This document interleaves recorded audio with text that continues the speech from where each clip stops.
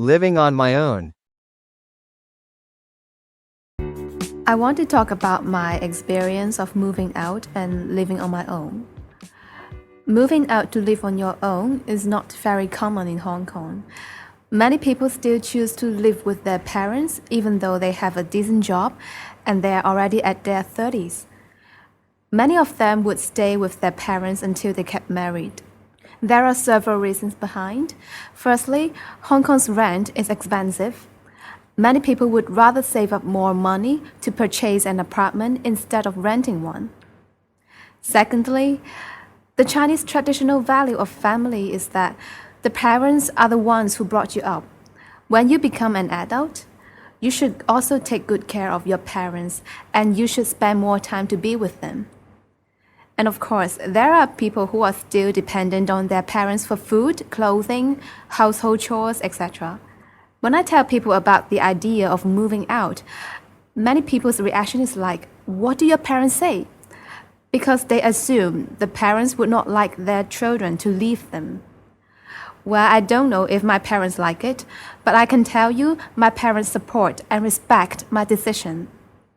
They think it is good for me to try and live on my own, and then I would know it is the best to stay with my family. The most important reason for independent living is to save the traveling time to work. It used to take me 1 hour 15 minutes to travel to work from my previous living place.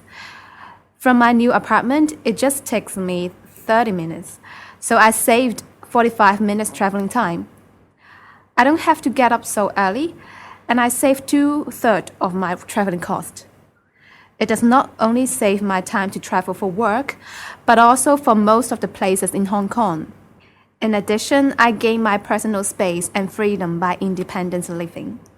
I make my own decision all the time. I do not have to say whether I will go home for dinner. I can invite my friends to come up and stay late. Of course, there are some trade-offs in living on your own. If you want to rent an apartment, there are lots of preparatory works to do.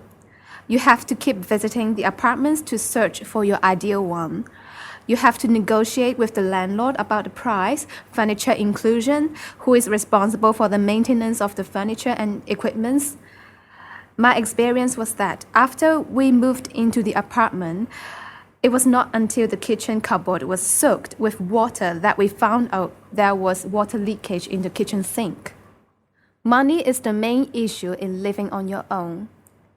You have to be responsible for all the expenses, for example, the rent, electricity, gas, water, telephone, internet bills, etc. Therefore, you gotta be well prepared and save up for your bills.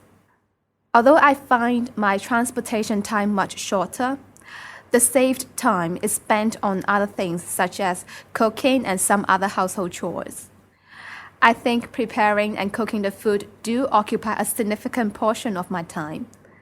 Therefore, I always try to make simple meals. On the other hand, I have to regularly tidy up my apartment and wash my clothes, so it doesn't really save much of my time after all. Now everything is settled down. I'm getting used to my new life and I'm enjoying it.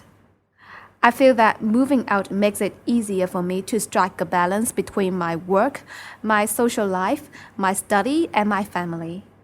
It may be troublesome, but it may worth.